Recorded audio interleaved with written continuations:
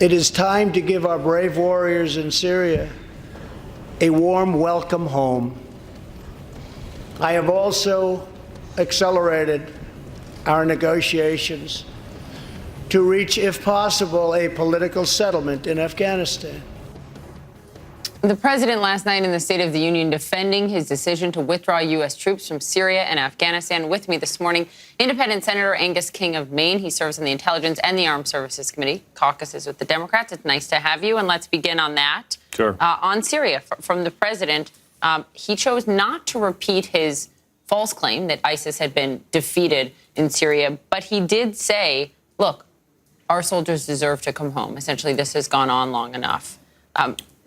Does it encourage you that he didn't repeat that false statement, that he's listening to his generals, or are you concerned at the overarching message? Well, he didn't repeat it, which was a good thing. On the other hand, the problem is, as we heard testimony just yesterday in the Armed Services Committee, there are between 20 and 30,000 members of ISIS, about 15,000 in Syria and Iraq. So clearly there's still a threat there. But what really worried me, there were two things that worried me about his decision on Syria. One was the process.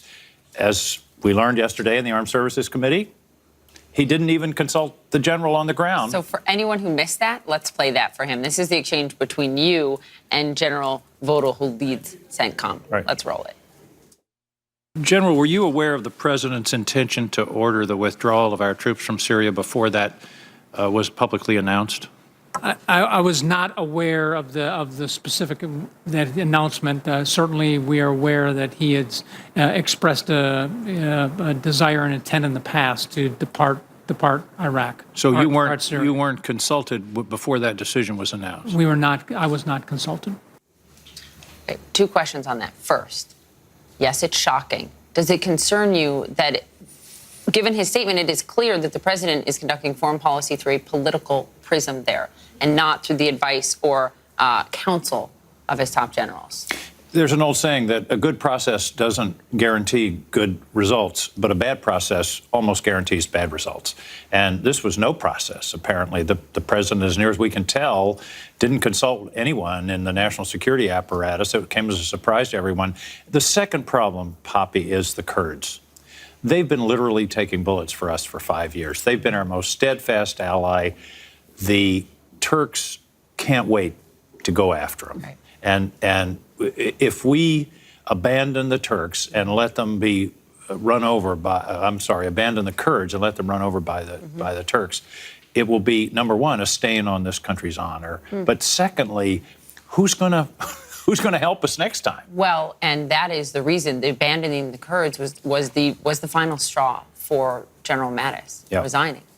The second question to what we just heard from the general there is, so now what? After you heard that, where does it leave us? Yes, there's a Senate resolution that passed yesterday that you voted for, proposed by Mitch McConnell. Of all people. Of all people, to keep troops there. But now what?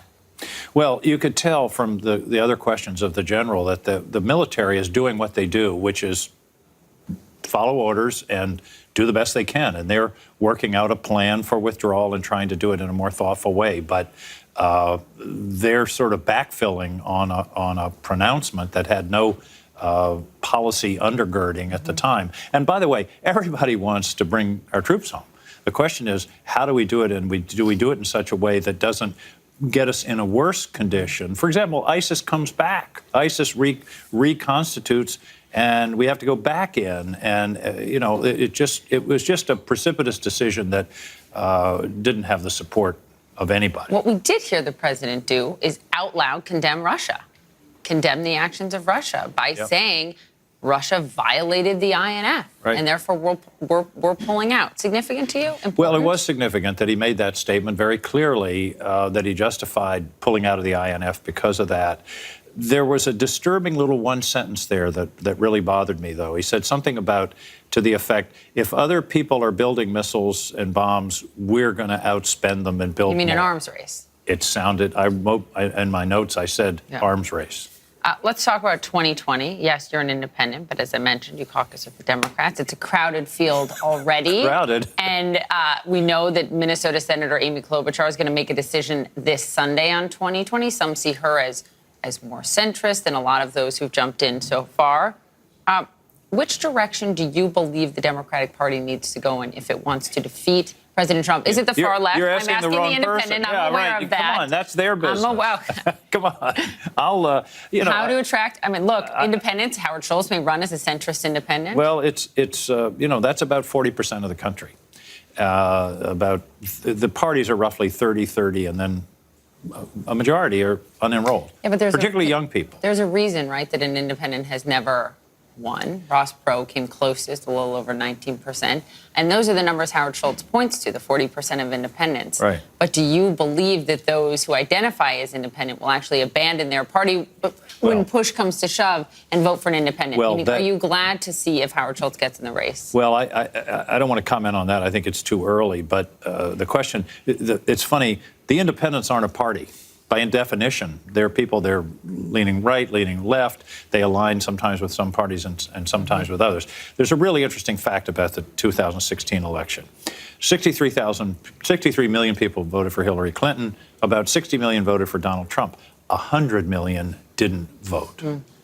That's an amazing number. And if you It's think a sad about statement about the country. well, it's a statement about our civic engagement, but it's also a statement about there are a lot of votes there to be gotten if somebody can reach out to that group. Why don't you want to comment on Howard Schultz if he runs as a centrist independent? You say it's too early. Look at all these Democrats who've already jumped in. We'll pull them up on the screen, many of them to the far left, which is why he has left the Democratic Party and said, I can't run in this party. Well, I think having more voices in the campaign and somebody in the center is probably a good thing.